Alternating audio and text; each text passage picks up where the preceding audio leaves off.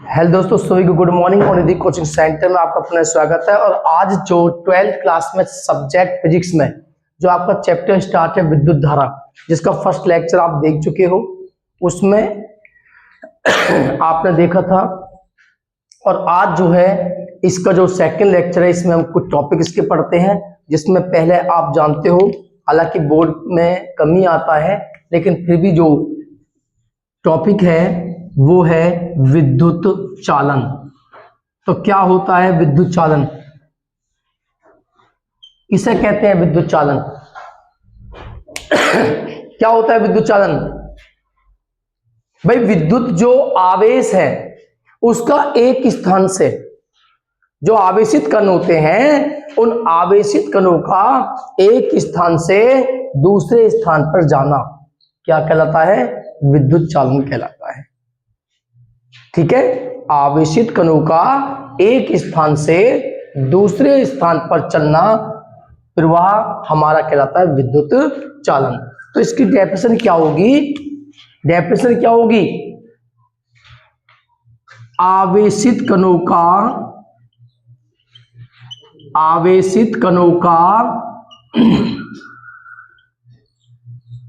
एक स्थान से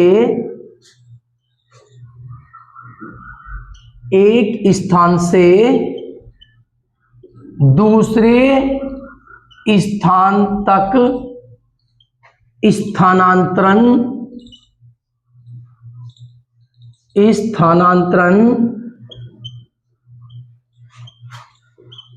क्या कहलाता है? विद्युत चालन कहलाता है। ये हमारा विद्युत चालन होता है। अब आप जानते हो, ये जो डेफिनेशन है,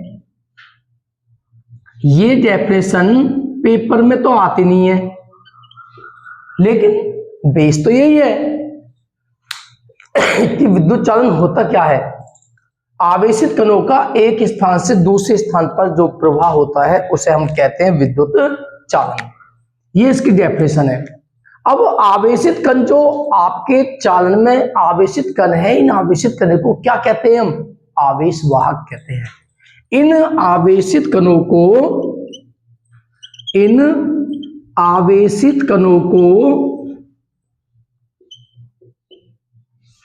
आवेश वाहक कहते हैं। क्या होते हैं ये? आवेश वाहक कहलाते हैं या कहते हैं। इन आवेश कणों को आवेश वाहक कहते हैं। अब आपने देखा है, जो हमारे अम्ल हैं, हमारे क्षार हैं और लवण के जलीय विलयन है। अम्ल है, क्षार और उनके जलीय विलयन है। इनमें आप विद्युत धारा का प्रवाह करते हो, इनमें विद्युत धारा प्रवाह हो जाती है। आपने पढ़ा भी है कि अम्ल, क्षार और लवण क्या होते हैं? विद्युत के चालक होते हैं। इनमें विद्युत धारा प्रवाहित कर सकते हो। अब इनमें क्यों होता है विद्युत का चालन? क्या कारण है? कौन से ऐसे इसमें कण हैं जिनके कारण विद्युत चालन होता है अम्ल, क्षार और लवण में? बताए कोई? क्योंकि इनमें धनायन, इनमें ऋणायन और इनमें इलेक्ट्रॉन होते हैं, जिस कारण इनमें क्या होता है? विद्युत का चालन होता है। तो ये पॉइंट आपको याद रखना है यहां पर कि जो अम्ल हैं, अम्ल, क्षार और लवणों के जलीय विलयन,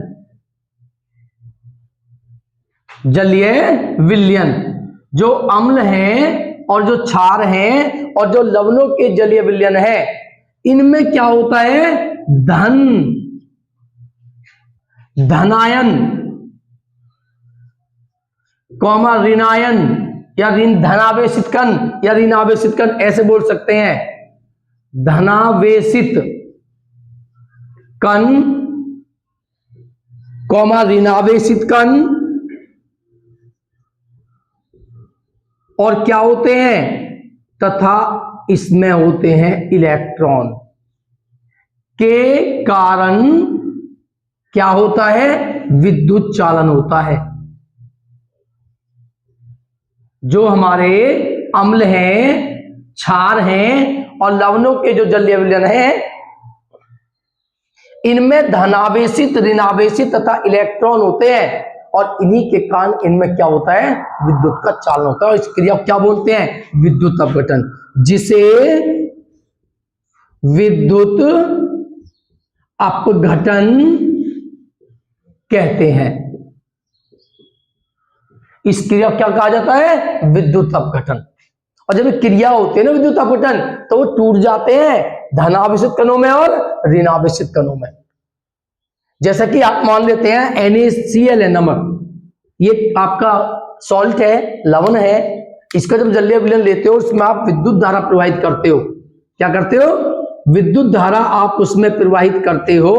तो विद्युत धारा प्रवाहित करने पर आपका Na+ और Cl क्या आता है, माइनस आता है। तो ये अपने आवेशित कणों में क्या हो जाता है, टूट जाता है।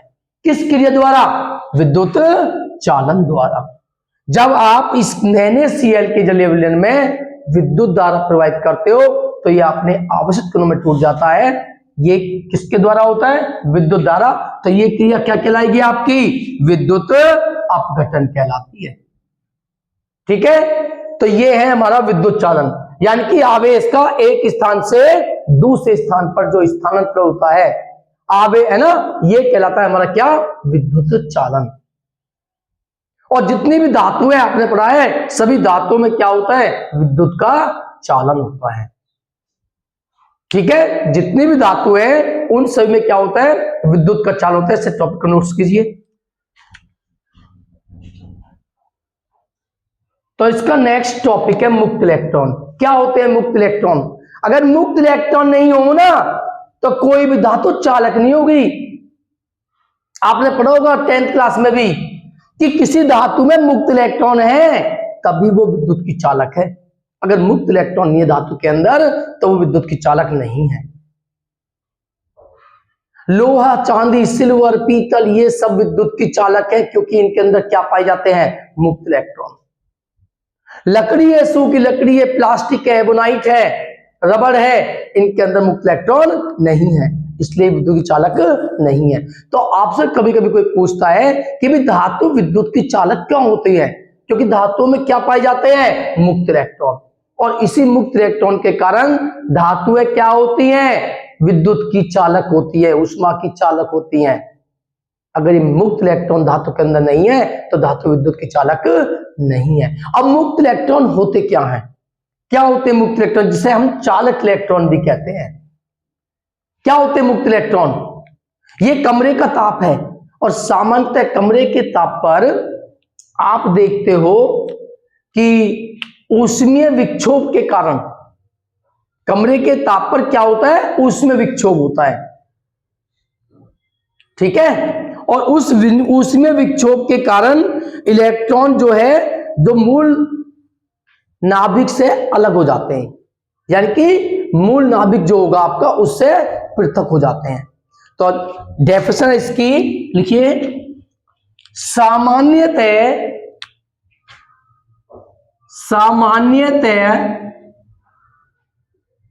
कमरे के ताप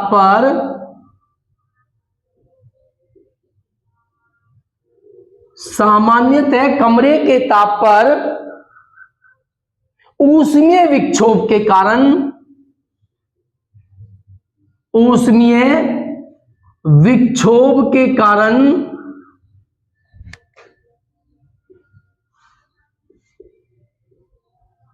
विक्षोभ के कारण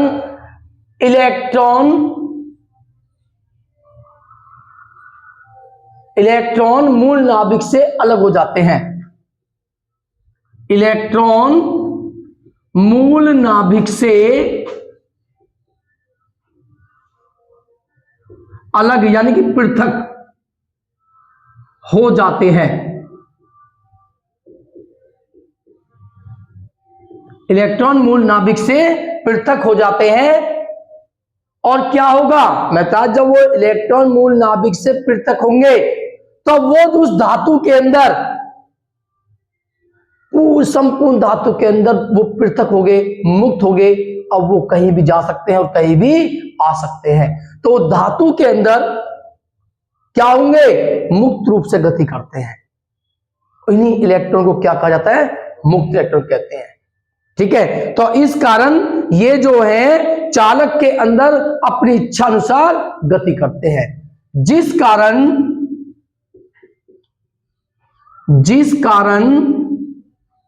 ये इच्छा अनुसार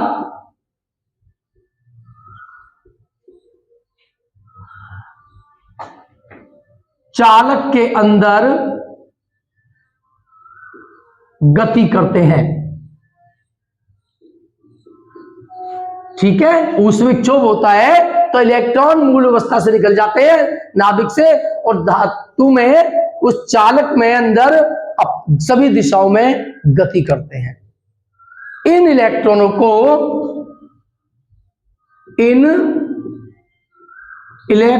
को मुक्त इलेक्ट्रॉन कहते हैं। मुक्त इलेक्ट्रॉन या चालन इलेक्ट्रॉन कहते हैं। ये कहलाते हैं हमारे मुक्त इलेक्ट्रॉन। आइसन में डेफिनेशन, कमरे के ताप पर ऊष्मिक क्षोभ होता है जिस कारण आपके जो इलेक्ट्रॉन है मूल नाभिक से अलग हो जाते हैं, अलग पृथक हो जाते हैं और वो फिर उस चालक के अंदर कहीं भी गति कर सकते हैं, इच्छा अनुसरण की मर्जी है, और उन इलेक्ट्रॉन को कहा जाता है मुक्त इलेक्ट्रॉन या चालन इलेक्ट्रॉन कहते हैं। अब इन चालन इलेक्ट्रॉनों की ऊष्मीय वेग होता है तापीय वेग, और वो कितना होता है? लगभग 10⁻⁵ मीटर प्रति सेकंड। ठीक है, ये होता है उनका ऊष्मीय वेग। तो इन इलेक्ट्रॉनों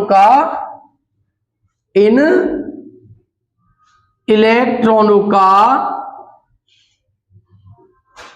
ऊष्मीय वेग,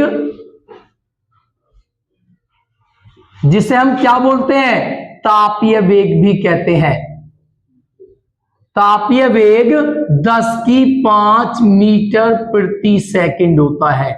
कभी कभी ये पॉइंट एक नंबर में एमसीक्यू क्वेश्चन में पूछ लिया जाता है कि जो इलेक्ट्रॉन होता है उनका तापीय वेग, जिसे हम ऊष्मीय वेग कहते हैं, वो कितना होता है? तो होता है 10⁵ मीटर प्रति सेकंड। तो ये होता है आपका मुक्त इलेक्ट्रॉन और ये होता है उसका ऊष्मीय वेग या तापीय वेग। अब यहां से एक पॉइंट आता है, सब इधर देखें, बोर्ड पे आपको देखना है सभी को। अब आपका जो एक पॉइंट है, इसमें जो इलेक्ट्रॉन है मुक्त, उनका एक होता माध्य मुक्त पथ, माध्य मुक्त पथ और तथा श्रांति काल।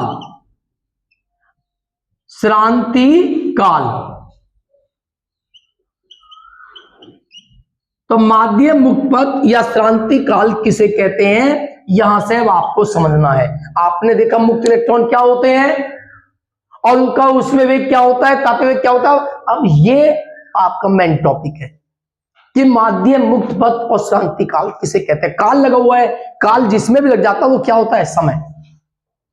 अब मुक्त पथ क्या होता है? ये मुक्त पथ एक दूरी होती है। जब कोई इलेक्ट्रॉन, आप जानते हो धातु के अंदर धातु गर्म क्यों होती है? आप जानते हो धातु गर्म क्यों होती है? आप पंखा देखते हो, वो चलता है, वो गर्म क्यों होता है? क्योंकि इलेक्ट्रॉन आपस में टकराते हैं, है ना। और जब कोई चीज आप अपने हाथों को ही लो और ऐसा आप इन्हें बहुत देर तक करो या इससे से करोगे तो धीरे धीरे क्या हो जाएगा? गर्म। क्योंकि आप में, भाई आप भी तो चालक है, आप बिजली को पकड़ो, आप तार पकड़ो बिजली के, तो आप में क्या हो जाएगा? वो तुरंत आपको पकड़ लेगा, क्योंकि आपके अंदर भी क्या है उपस्थित? इलेक्ट्रॉन है। ह्यूमन बीइंग्स भी क्या है? अच्छी चालक है। सजीव वस्तु हम जो है सजीव है। गीली लकड़ी और सूखी लकड़ी में, आपकी गीली लकड़ी में क्या होता है? विद्युत धारा प्रवाहित हो जाती है, लेकिन सूखी लकड़ी में विद्युत धारा प्रवाहित नहीं होती। ठीक है, तो माध्य मुक्त पथ क्या है? जब कोई धातु है और उस धातु में आप विद्युत धारा प्रवाहित करते हो, ठीक है, जब उस धातु में विद्युत धारा प्रवाहित करते हो तो इलेक्ट्रॉन आपस में टकराते हैं। और जब कोई इलेक्ट्रॉन टकराएगा, क्रमागत 2 टक्कर होंगी उसकी, यानी कि कोई इलेक्ट्रॉन है उसने पहले एक टक्कर की और दूसरी टक्कर, तो उस चक्कर में जो दूरी चलता है उस दूरी को क्या कहते हैं? माध्यम मुक्त पथ कहते हैं। यानी क्या परिभाषा हुई? किसी इलेक्ट्रॉन की दो किरमागत चक्रों के बीच चली गई दूरी माध्यम मुक्त पथ कहलाती है। और उसमें जो टाइम यूज होता है, जो समय लगता है, उस समय को क्या कहा जाता है? श्रांति काल। किसी इलेक्ट्रॉन की दो किरमागत चक्रों के बीच चली गई दूरी को माध्यम मुक्त पथ कहते हैं और उसमें जो समय लगता है उसे हम श्रांति काल कहते हैं। ये इसकी डेफिनेशन है, लिखिए लिखिए किसी इलेक्ट्रॉन की दो किरमागत चक्रों के बीच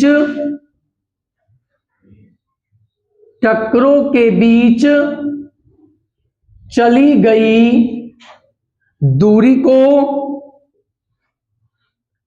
दूरी को माध्य मुक्त पथ, ब्रैकेट में लेमड़ा आपको लिखना है। इसे हम किससे प्रेस करते हैं? लेमड़ा से। माध्य मुक्त पथ कहते हैं। तो ये होता है आपका माध्य मुक्त पथ। किसी इलेक्ट्रॉन की दो किरमागत चक्रों के बीच चली गई दूरी को माध्य मुक्त पथ कहते हैं। और इसमें जो समय लगता है, यानी कि जो समय इसमें यूज होता है उसे क्या बोलते हैं? श्रांति काल। तो आप डेफिनेशन कैसे लिखोगे? है ना, डेफिनेशन क्या होगी? किसी इलेक्ट्रॉन की दो किरमागत चक्रों के बीच लगे समय को श्रांति काल कहते हैं। तो आप लिखोगे किसी इलेक्ट्रॉन की दो किरमागत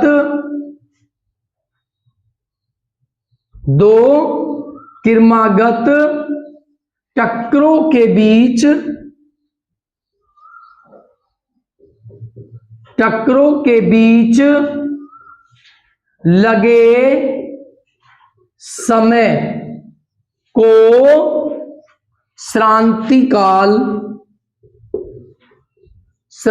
काल किससे प्रेस करते हैं? इसे टॉ कहते हैं। तो ये होता है आपका श्रांति काल। ठीक है, तो दो चक्रों के बीच जो दूरी चलेगा इलेक्ट्रॉन, वो उसका माध्यम मुक्त पथ है और उसमें जो समय यूज होता है उसे हम क्या कहते हैं? श्रांति काल कहते हैं। ठीक है, अब यहां पे पॉइंट आपको याद रखना है और पॉइंट क्या है? वो आपका पॉइंट है नंबर फर्स्ट पॉइंट, जो माध्यम मुक्त पथ होता है इसका एवरेज लगभग कितना होता है? कभी कभी पूछ लेता है माध्यम मुक्त पथ का एवरेज जो है वो कितना होता है, तो वो आपको बताना है कि एवरेज कितना है और समय का एवरेज कितना है, जो श्रांति काल है उसका एवरेज कितना है, ये कभी कभी पूछ लेता है। तो ये होता है आपका लगभग 10⁻⁹। ठीक है, तो जो माध्य मुक्त पथ है, माध्य मुक्त पथ, ठीक है, का मान लगभग 10⁻⁹ मीटर कोटि का होता है। ठीक है, 10⁻⁹ मीटर कोटि का होता है। और अब आती है श्रांति काल। श्रांति काल होता है 10⁻⁴ तथा श्रांति काल का मान लगभग 10⁻⁴, और श्रांति काल समय है और समय का मात्रक होता है सेकंड। 10⁻⁴ सेकंड कोटि का होता है। ये है आपका श्रांति काल। तो आप इसे नोट्स कीजिए।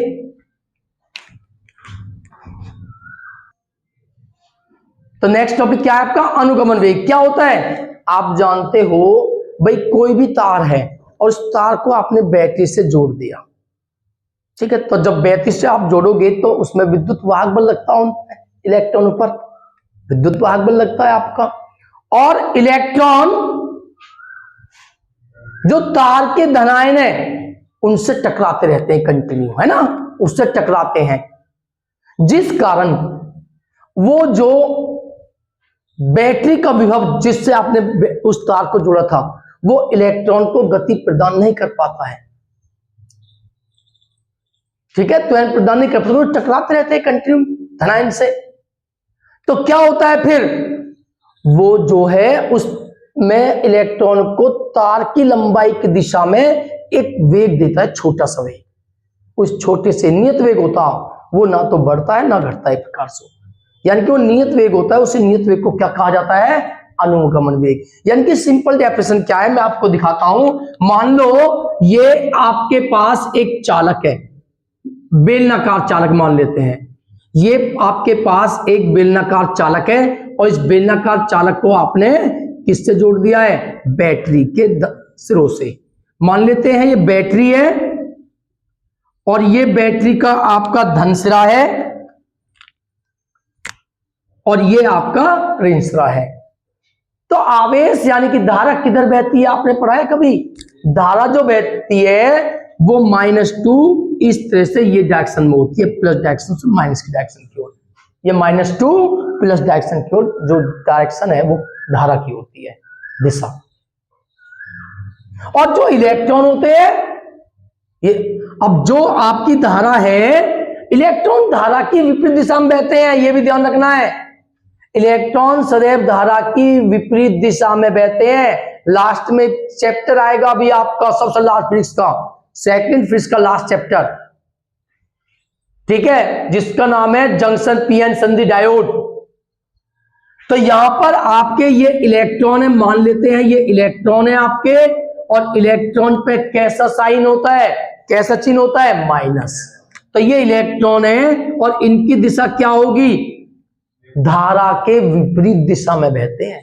अगर धारा की दिशा ये है तो इलेक्ट्रॉन की दिशा धारा की दिशा के विपरीत होगी। और ये आपका वैद्युत क्षेत्र है। मान लेते हैं चालक की लंबाई कितनी है, L है, तो ये आपके विद्युत क्षेत्र E है। ठीक है, तो परिभाषा क्या लिखोगे, अब इलेक्ट्रॉन किधर की ओर गति कर रहे हैं, इस डायरेक्शन में, तो ये होगी इसमें आपका लंबाई, मैं यहां पे शो कर देता हूं।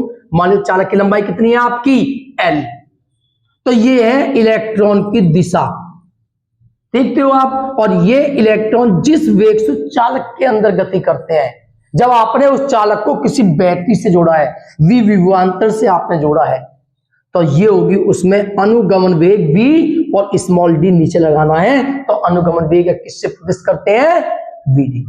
तो क्या सिंपल सी डेफिनेशन क्या हुई फिर आपकी, मैं बताया जब आप किसी चालक को बैटरी जोड़ोगे, किसी तार को बैटरी जोड़ोगे तो उसमें विद्युत क्षेत्र उत्पन्न होगा, और विद्युत क्षेत्र के कारण जो इलेक्ट्रॉन है तार के धन से टकराएंगे, और इलेक्ट्रॉन पे ऋणावेश होता है तार पे, और धनावेश धन है, और धन जब इनके पास आता है तो क्या होता है, न्यूट्रलाइज हो जाता है, खत्म कर देते हैं, एक दूसरे के अस्तित्व को समाप्त कर देते हैं। ठीक है, तब इलेक्ट्रॉन एक नियत वेग से बैटरी के ऋण सिरे से धन सिरे की ओर गति करते हैं। ठीक है, ऋण सिरे से धन सिरे की ओर गति करते हैं, और इसी वेग को, जिस नियत वेग से गति करते हैं, उस नियत वेग को क्या कहा जाता है, अनुगमन विधि कहते हैं। ये इसकी डेफिनेशन है, सिंपल डेफिनेशन। तो लिखिए डेफिनेशन, जब किसी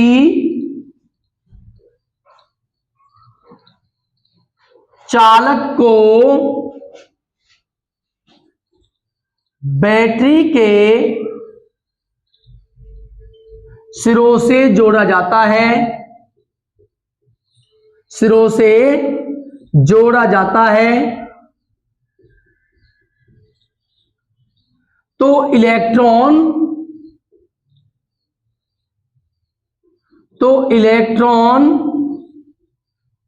बैटरी के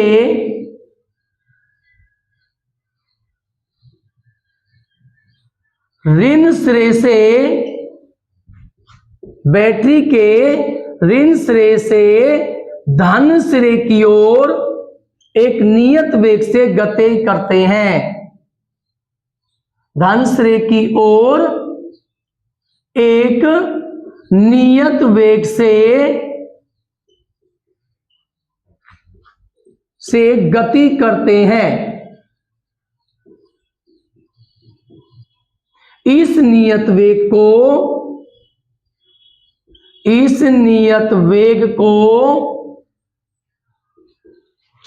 अनुगमन वेग या अपवाह वेग कहते हैं। अपवाह वेग ब्रैकेट में वीडी कहते हैं। तो ये होता है आपका अनुगमन वेग, और इसका मान कितना होता है पता है? इस कोटि का होता है लगभग 10⁻⁴, है ना।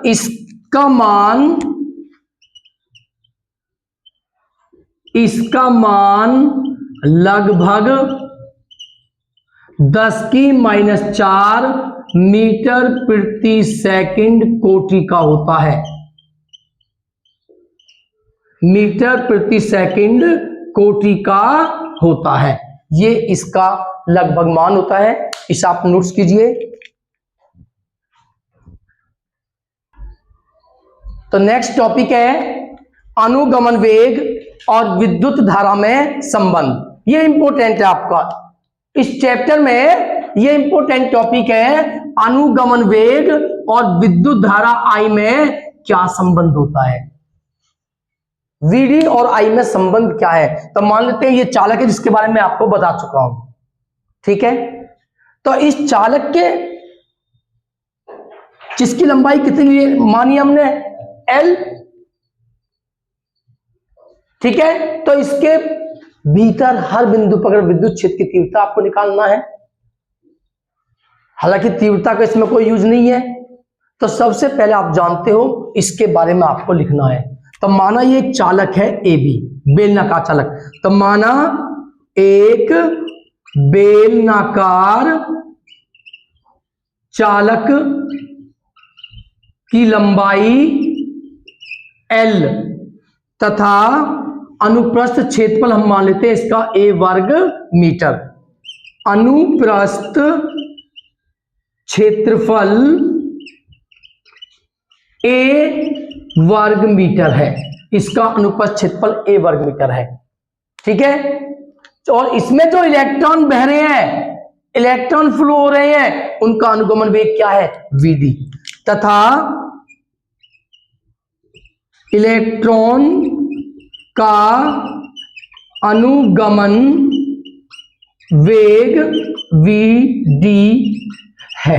कब है? जब उसको बैटरी से जोड़ा जाता है। लाइन भी आप लिख सकते हो इससे पहले कि जब इस चालक को बैटरी से V विभवांतर दिया जाता है, V वोल्ट दिया जाता है, तो उसमें प्रवाहित होने वाले इलेक्ट्रॉन का अनुगमन वेग क्या है? Vd है। वो लिख देना आप अपने पास से, ठीक है। तब अब हम मान लेते हैं कि इस चालक में जो t सेकंड में प्रवाहित आवेश है Q।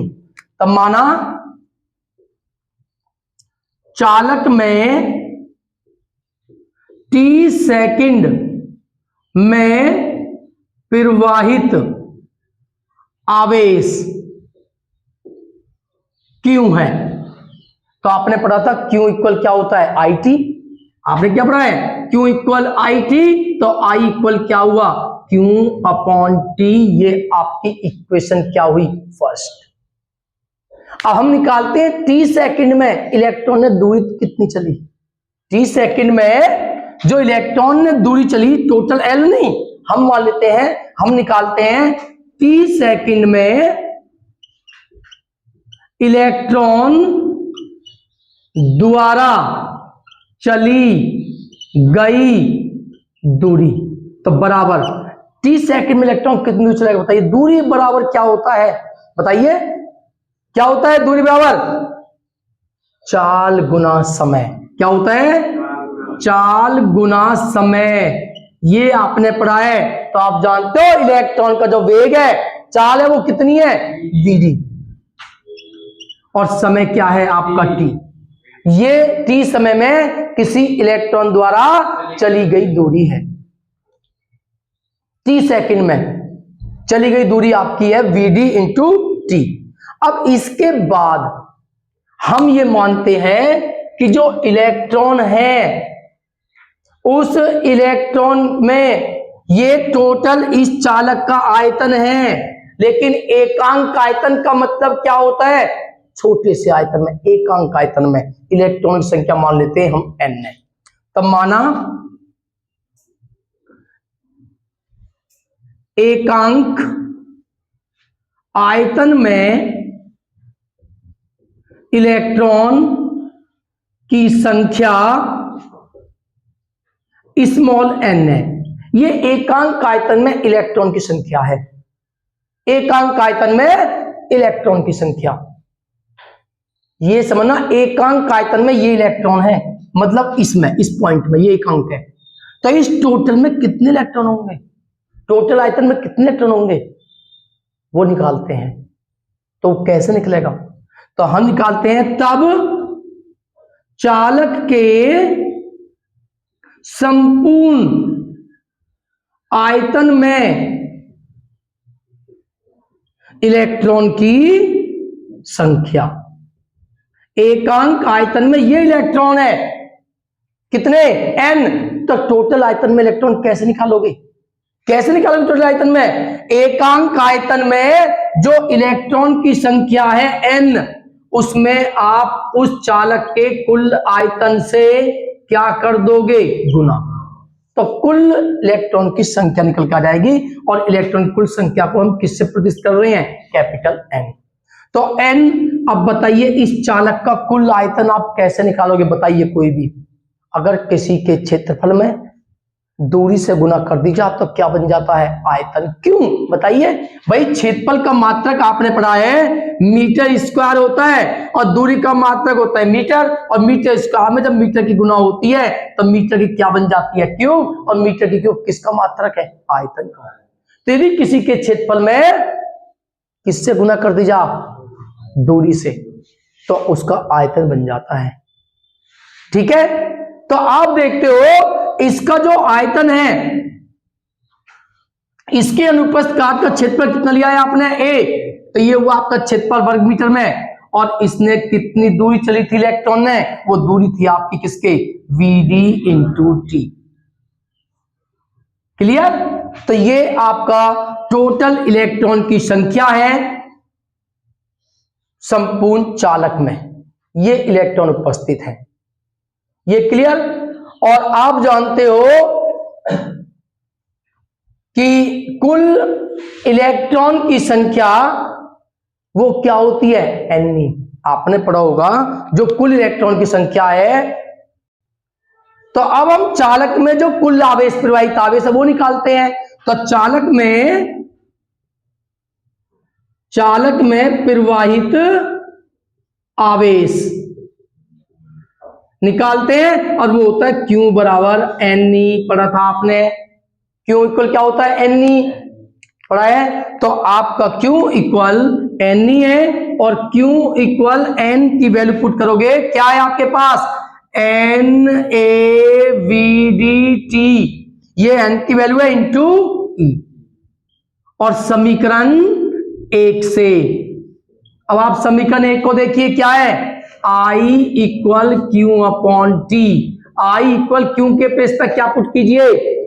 ये, इसे हम समीकरण 2 मान लेते हैं। ये वैल्यू रखोगे NaVdT इंटू ई, और अपॉन में क्या है? टी। टी से टी क्या हुआ? कैंसल। तो क्या निकल जाता है? I equal NeAVd। ये आपका धारा में और अनुगमन वेग में संबंध है, बहुत इंपॉर्टेंट है, और इसमें आपके बहुत न्यूमेरिकल भी हैं। तो इसे आप नोट्स कीजिए, और जो इसका नेक्स्ट जो पार्ट है, नेक्स्ट टॉपिक, उसे नेक्स्ट वीडियो में देखते हैं। तब तक आप तैयार करें, और ज्यादा वीडियो को लाइक करो, चैनल को सब्सक्राइब करें।